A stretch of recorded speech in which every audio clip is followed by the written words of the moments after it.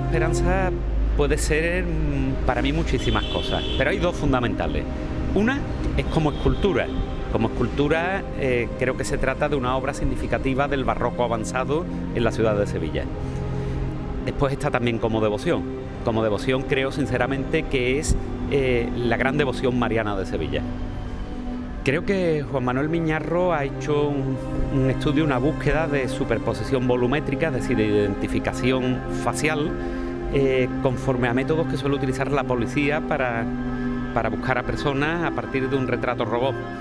Es un trabajo en el que ha contado con la mayor tecnología posible y en la que indica que hay una serie de coincidencias en los puntos principales.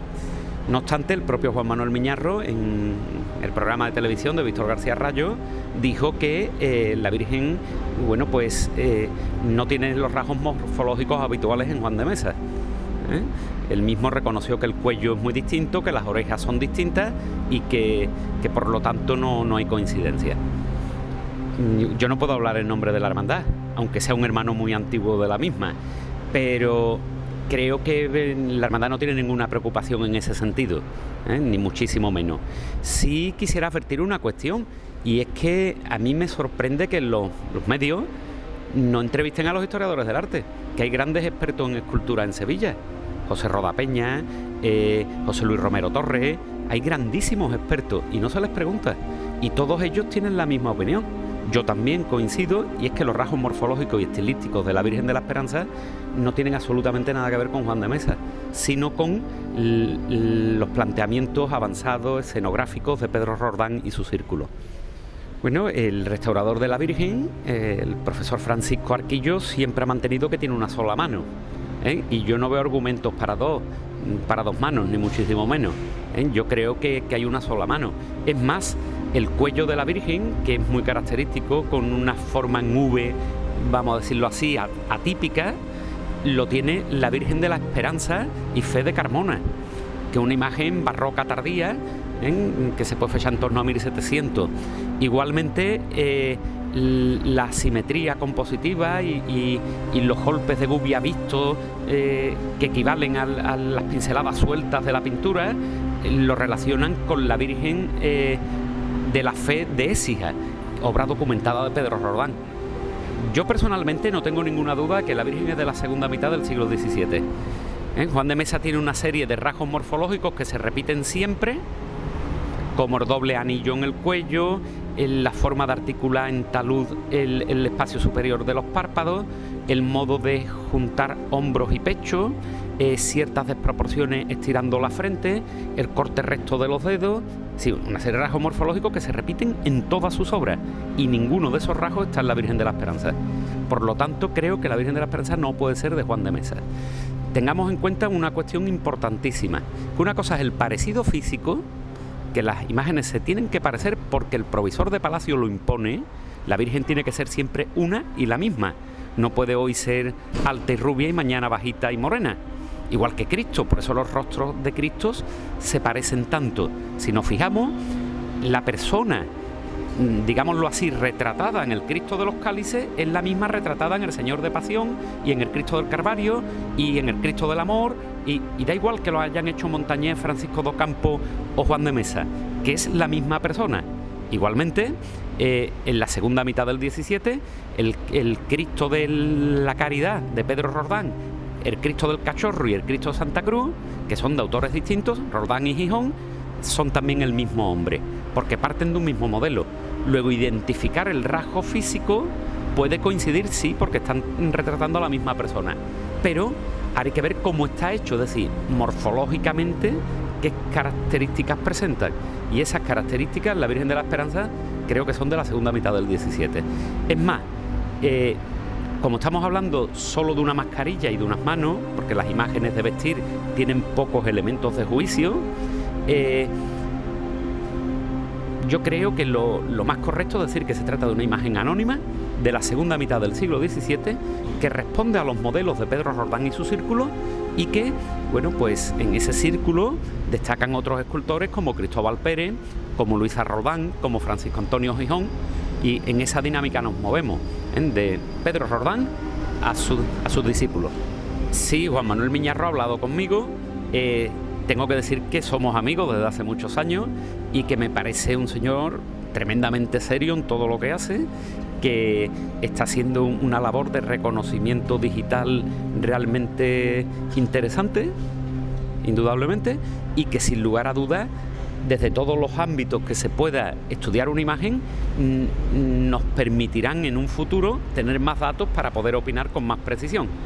Sí es cierto que el mismo Juan Manuel Miñarro reconoce una coincidencia volumétrica, lo cual lo lleva ahí a insistir en el tema, y por el simple hecho de que un señor tan acostumbrado y tan bien formado en el manejo de la talla tenga esa fijación, ya debe ser indicativo, evidentemente, ¿no? Al menos para tenerlo en cuenta.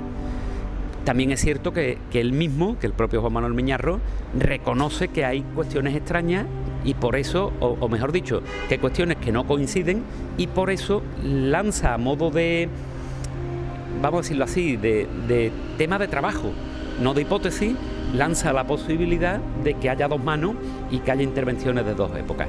Sí le puedo adelantar que yo sí he visto a la Virgen de la Esperanza bien, yo sí la conozco bien, igualmente al Señor de la Sentencia, y que por ejemplo las orejas de la Virgen de la Esperanza, que son tan características por esquemática, porque tienen una simplificación que se sale del modelo natural, es decir, está resuelta con criterios plásticos, artísticos, que esa oreja la tiene otra imagen en Sevilla, exactamente igual. Esa imagen es el Señor de la Sentencia. Señor de la Sentencia es obra documentada de Cristóbal Pérez. La hermandad tiene el contrato de un misterio. Recordemos que el misterio de Felipe Morales Nieto no puede corresponder con esta imagen. Así lo dijo ya Leodoro Sancho Corbacho en 1941 y así debe mantenerse, puesto que Felipe Morales Nieto contrata imágenes que no llegan a 1 metro de altura y en papelón. Y las imágenes que se entregan y que se conservan en Jerez son en madera tallada y superan el metro. Nadie va a trabajar en un material más caro y más tiempo cuando ha contratado lo otro, ¿no? En definitiva, que el Señor de la Sentencia, y se puede ver en las fotografías antiguas, antes de la reforma de Castillo Lastrucci, que con pastas le va a incorporar los rizos de la barba, antes se pueden ver los fundidos. Fundidos quiere decir esa barba derretida, que lo emparenta directamente con el Cristo de la Sagrada Mortaja e incluso con el Cristo de la Quinta Angustia, aunque evidentemente con otra dimensión plástica.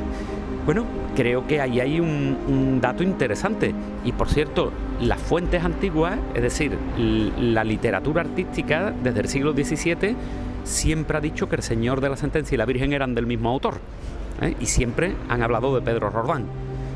Bueno, yo creo que si hablamos de roldanesco es mucho más acertado que hablar de Pedro Roldán, puesto que Cristóbal Pérez es un escultor de ese círculo, amigo de Pedro Roldán, vinculado con él.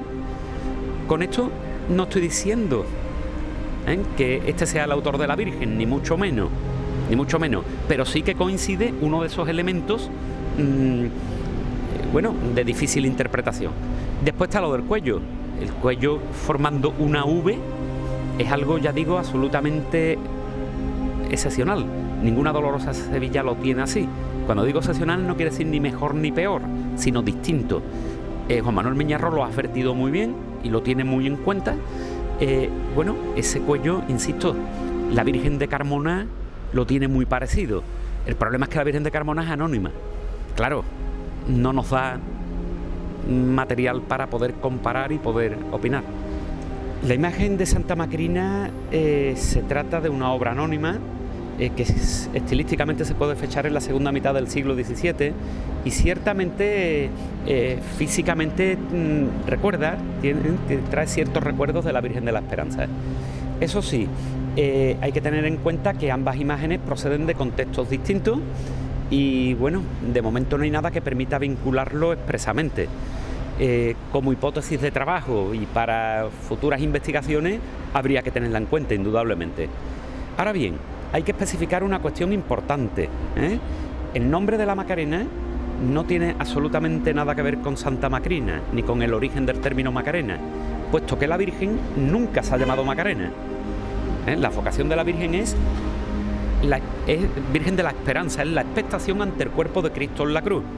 Por eso salía desde el principio con un crucificado por delante, que entraba dentro de la misma vocación de la Virgen, expectación ante su cuerpo, que es el motivo por el que en el arco de la Macarena aparece la frase: ella es tabernáculo de Dios y puerta del cielo, es decir, ella es el primer sagrario del cuerpo de Cristo, en tanto que es su vocación original.